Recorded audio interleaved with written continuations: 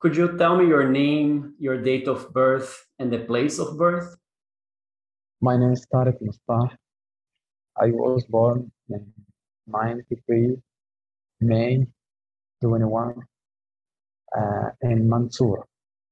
Right. And tell me a little bit about your family. For instance, what kind of work your parents did in Mansoura?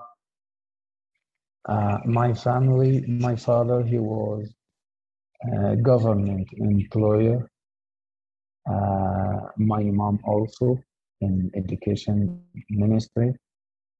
And like almost of people in Mansoura, they have farm. So he have also farm, and that's it. What kind of farm? What does he plant? Rice, wheat, corn, just 3 or 4. Every year they change between these 3 or 4. Right. So you grow up there in Mansoura, right? Yeah. So how was life in Mansoura? Is there anything that stands out when you think about your life there? Any particular memory that you have of Mansoura?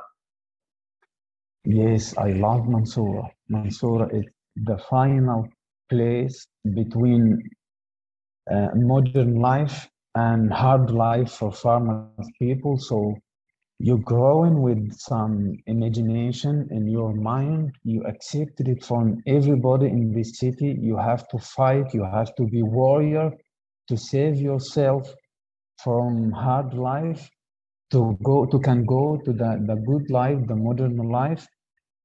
So we have a lot of famous people in everything in the life. Like we have very famous actors, we have very famous doctors, we have very famous professors in Islamic science, in philosophy, in many other science. So that's why I love my city. I love it so much. Right. And when you were living there, did you work in the farm? Or what did you do when you were living in Mansoura? I was living in city called the Kermes, exactly in place beside this city, but this city, it's our city. This place exactly where I was living, it's called Nigir. Since my life started, I was always had questions in my mind, even when I was a child. So I spent my life always to try to get answers, to learn more. Right. Did you go to university there? Did you go to any higher education there? Yes, yes, yes. I studied physical education, specialist of karate. Right. And when did you leave Egypt and why did you leave Egypt? I lived Egypt to look for the dreams like every young man because the situation in Egypt is so hard. So I lived Egypt to discover this world, to continue what I started, what I told you now, learn more, achieve my dreams. That's why I started to look for it in 2006. 2006. Yeah, So 15 years ago. yes. How old were you when you left? I was 24. And did you go directly to Brazil? No, no, no. I lived first in Gulf countries between Saudi Arabia, Emirat, Qatar for 7 years. You were working there. Yes. And when did you decide to go to Brazil? I decided to go to Brazil in 2017. Right. So 4 years ago. Yes. And why did you decide to go to Brazil? Was it the same thing, looking for a job, opportunities? Because I learned after all this traveling, I learned the good community, good place to be able to achieve my dreams. It's young country, like all America. Because young country, you can found mixing society, you can found young culture. There is no closed societies like other countries, so they are welcome for other people, especially Brazil. Brazil, I found it very welcome for other people. That's why I loved Brazil. The same Egypt for me now. After 3 years, I spent in Brazil. Wow. And did you know anything specific about Brazil before you decided to move? Did you know anyone in Brazil? A funny story, and it was a stranger story. Even when I sit with myself to remember that, I look to these days with impressive. At that time, let me tell you first, I was in Thailand. I spent 2 years in Thailand at that Thailand? time. Yes, Wow. you was in the most closed society in Asia because all, if you know, all Asian societies, they are closed, right? You are agree with me or not? You mean close to foreigners? Exactly, close for stranger people, yes, close to be one of them. Okay. It's hard. It's hard, so hard. So I was at that time in the most closed society in the world. So the life in the end, it was so hard to confound yourself, to confound the future in this place. So it was hard time, and I was already decided to go to Brazil, and I was getting information, a lot information about Brazil. I was trying to find anything about Brazil. So a friend of mine told me there is page on Facebook. It's called Arab People in Brazil. You have to be member. It was group. It's a group until now. You have to be one of them to can chill, to can learn, to can get your answers. So I started to be one of them, and I started to exactly feel I'm living, almost living in that society, what I have to be if I go to Brazil. This also giving me good feedback about the future if I can go. At that time, I didn't take in any action, reality action to start to go. I started to talk to the admin of this group to ask him personality, what the situation, if I go, what will happen for me. So also it was good sign about Brazil. This is your country. This is where you have to go.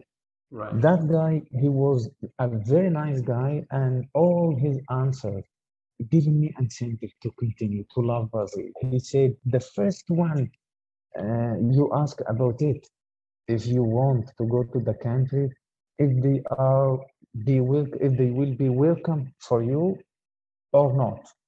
And he said they are very so lovely people.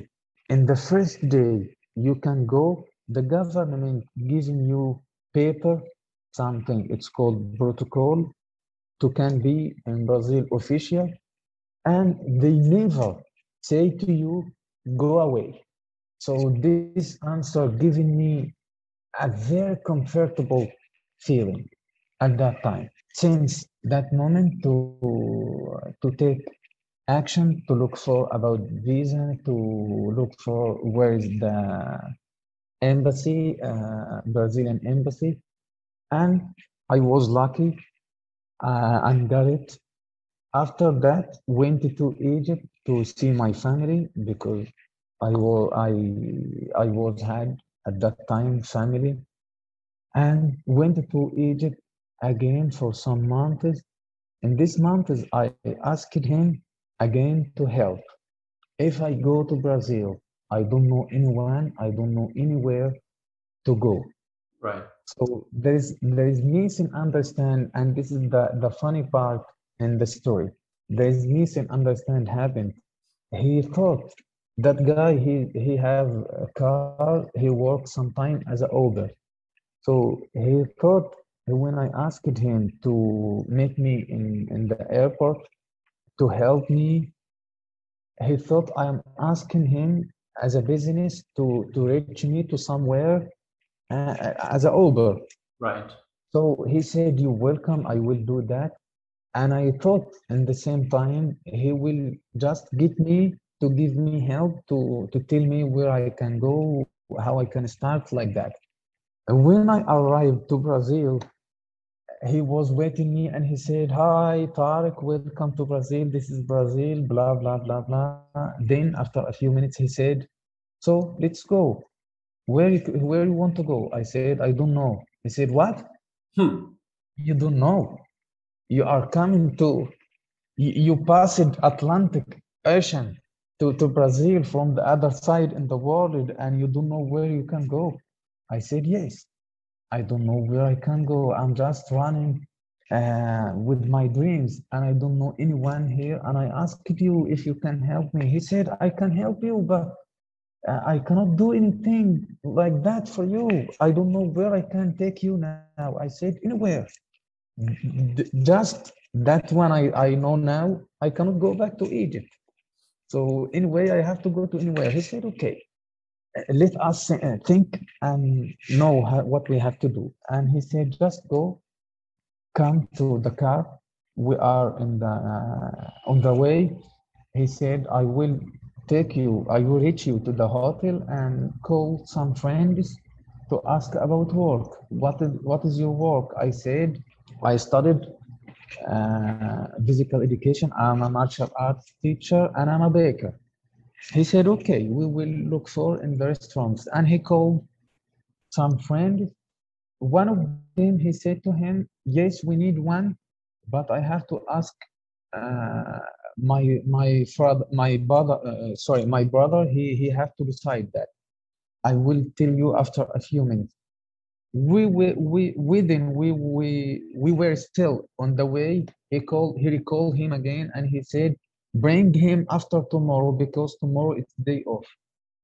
Since that time, I started work in Santa Cecilia for 1 year. Then I started my special work. Until now, I didn't going out Santa Cecilia for 3 years. You never left the neighborhood. Yes, Wow. Wow. So the work, so that I understand, so the work that you were doing with him was baking. yes, Okay. You started working as a baker with this Brazilian person, and then you yes, opened your own business, right? yes. So when was that?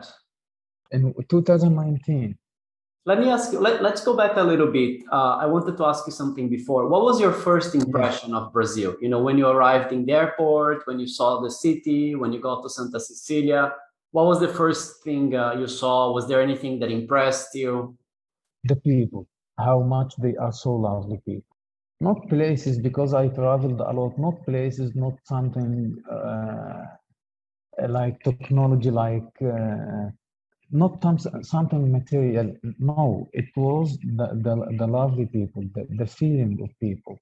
When they know you are a stranger, you are a foreigner, they be so welcome for you.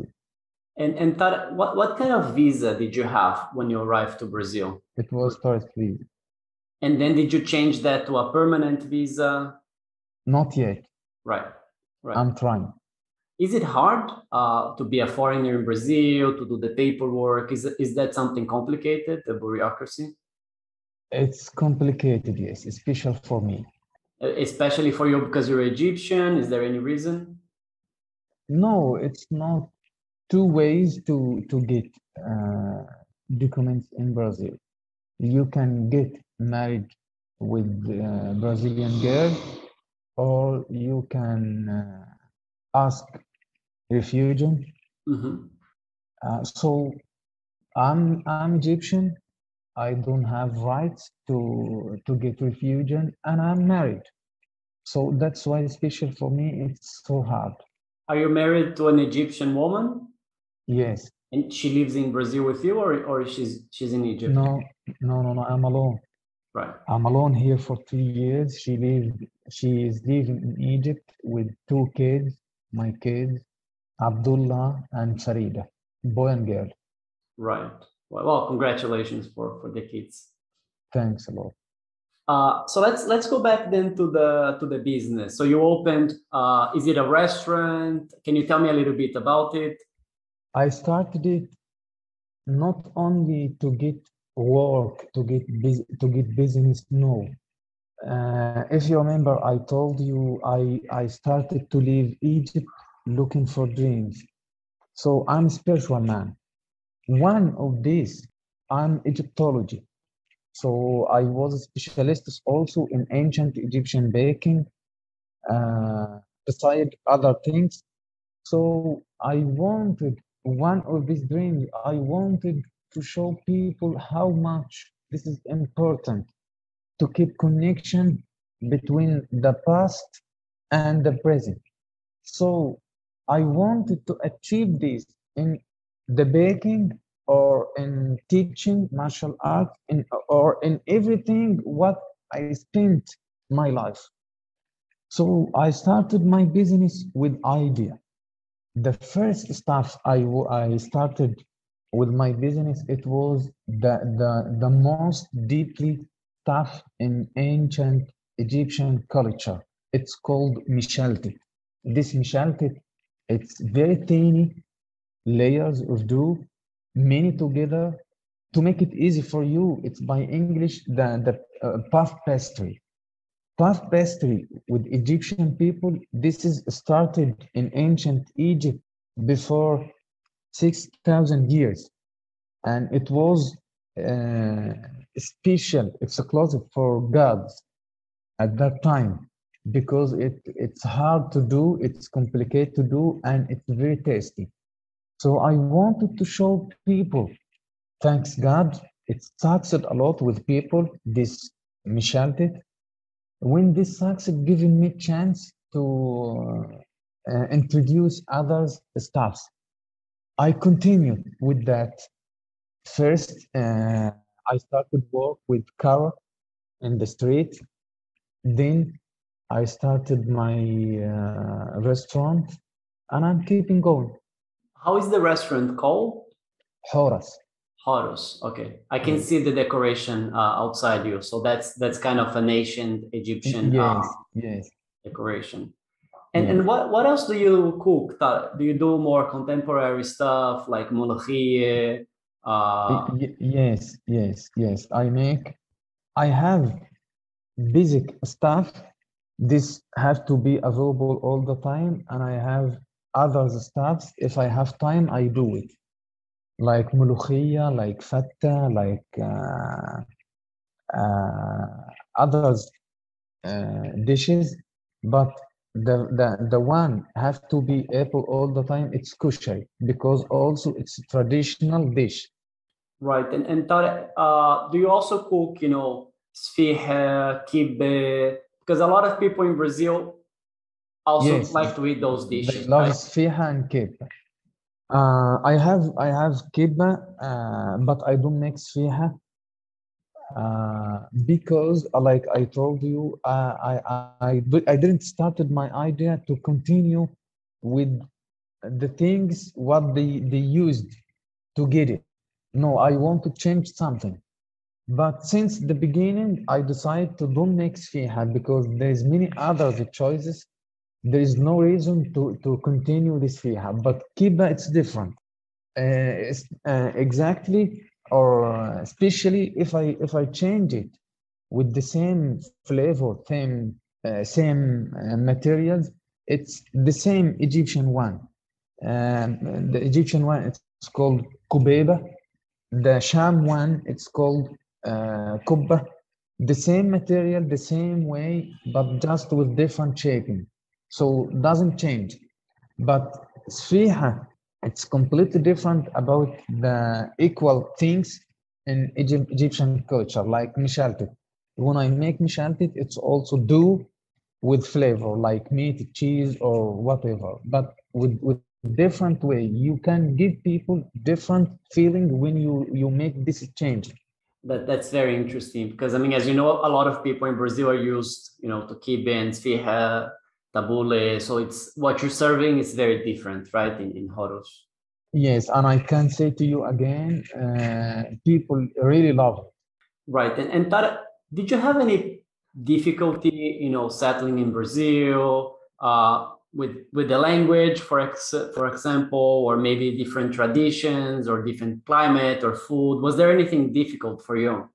One thing, I don't like to talk about that too much because especially also you are Brazilian, so I'm sure you can know it.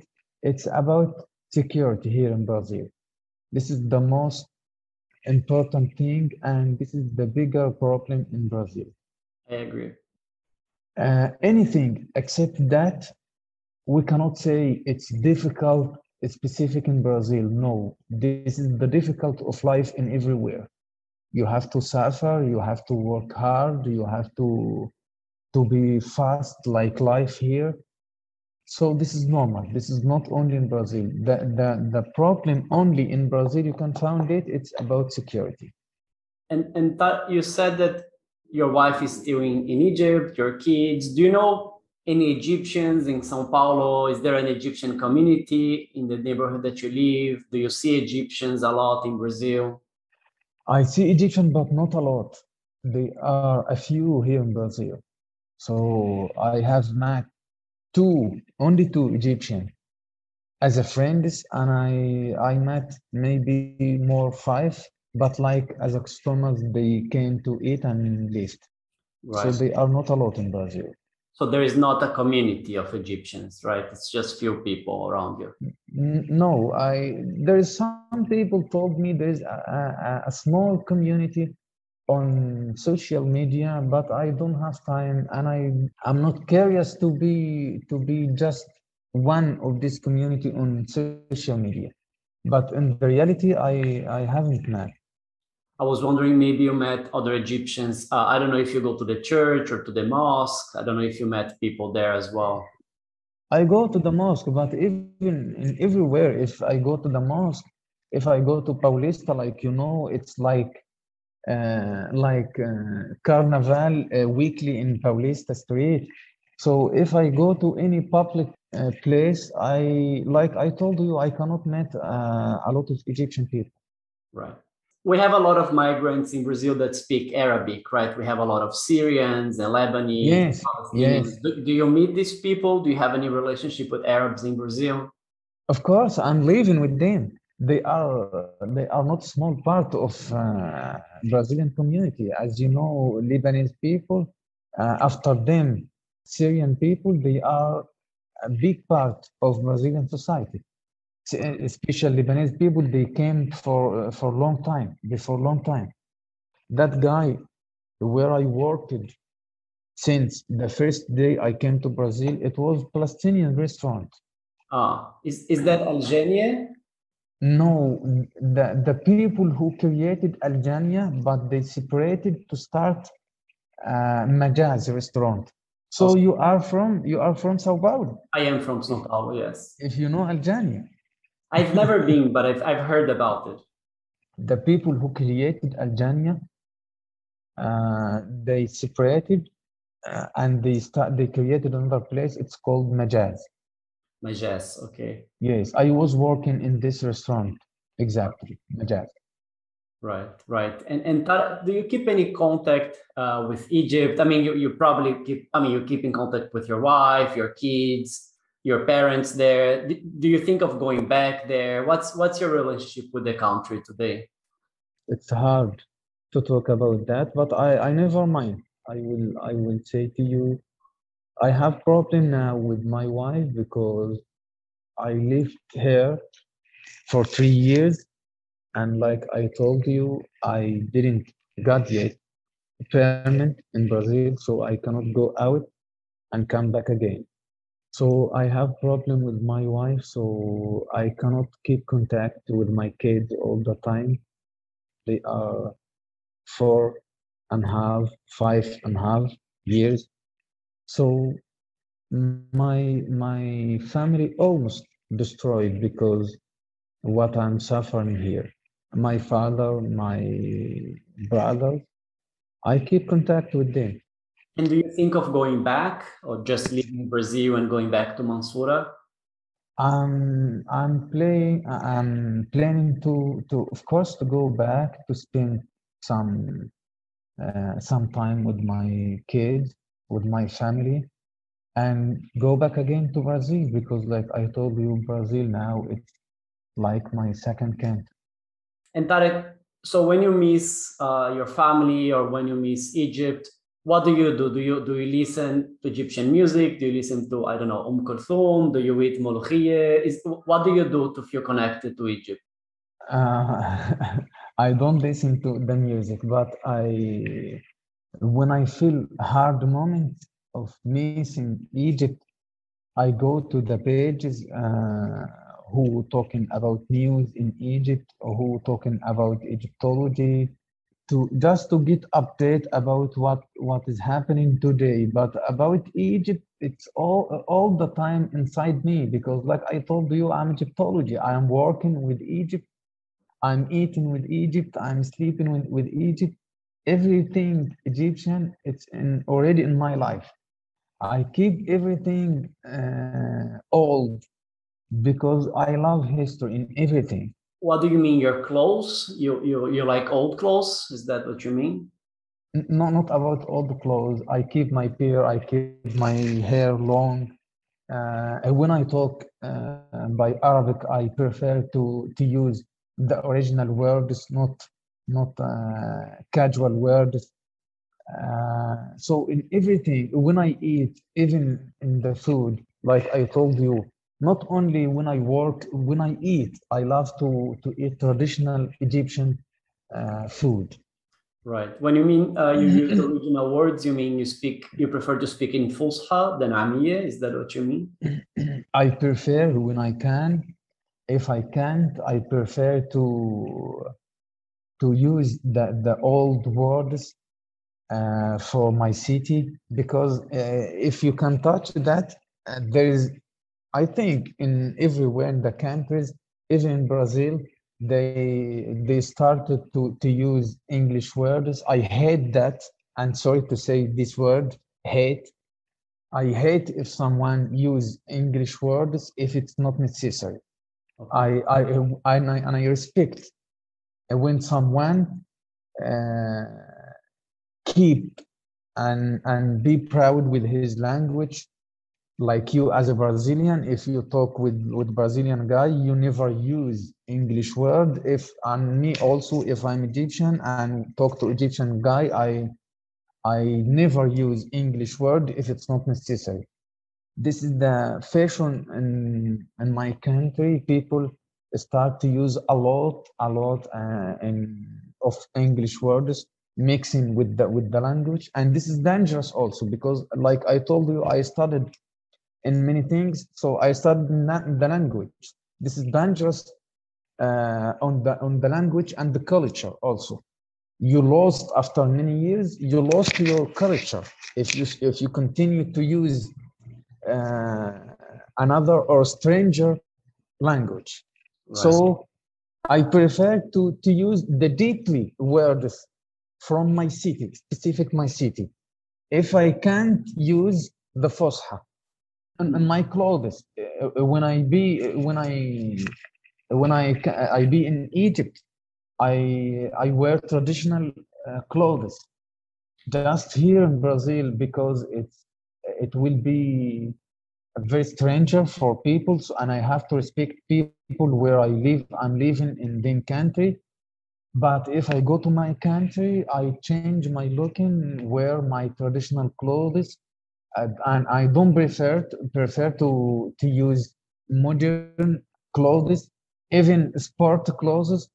And the funny part here, like I told you, I'm a physical man, but I don't prefer to wear the physical clothes. And Tareq, so what do you do in your free time? Do you do sports, as you said? Is there anything else you do in São Paulo? What do you do to have fun when you're not working? Actually, my life in Brazil is still hard enough to don't be have fun time. If I have free time like today, I just study. That's it. My life is still hard enough. Right. And Tareq, is there anything you would like to add? Is there anything I didn't ask you that you think it's important for me to know about you, about your life in Egypt, about your life in Brazil? I think now you know everything about me like old friend. Right, right. Ask you this last question. You're happy in Brazil now, right? Yes, yes. Even my life, even if my life it's so hard and difficult, but I'm happy with my experience in Brazil, with my these 3 years with Brazilian people, and I'm happy to be one of this community, and I'm happy to be Brazil my second country, my home like Egypt.